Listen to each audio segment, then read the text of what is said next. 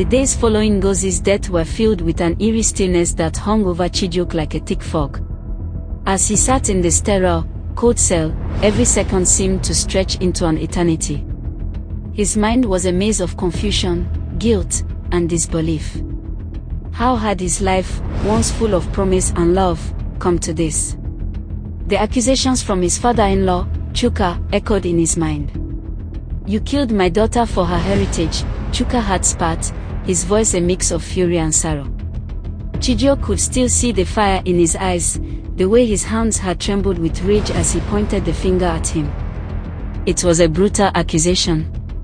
A weight that he didn't deserve, and yet, somehow, it fit the narrative that the investigators were building around him.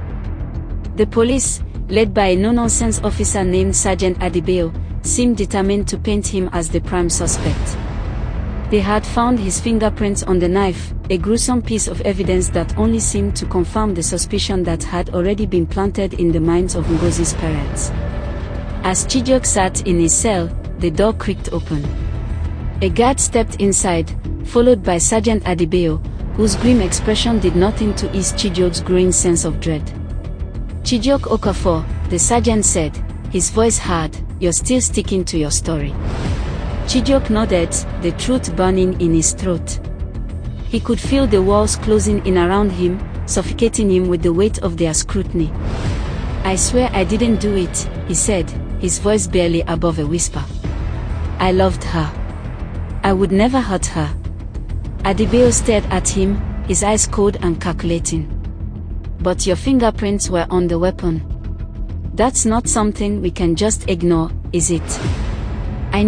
I know how it looks," Chijioke said, his voice breaking as he leaned forward, his hands clasped together. "But I swear, I wasn't the one who killed her. I came home, and she was already, like that. I didn't have time to do anything." The sergeant didn't respond immediately. Instead, he took a step closer, his heavy boots echoing in the empty cell. "You're telling me you just found her like that? And you didn't move the body, or tamper with evidence?" "I didn't," Chijioke said, the words coming out with more conviction. "I didn't touch anything. I called the police right away. You can check the phone records. I didn't even touch the knife." Adebayo nodded slowly, his eyes scanning Chijioke's face, as if trying to read his every emotion. Then, without another word, he turned on his heel and walked out of the cell, leaving Chijioke alone with his thoughts. For a moment,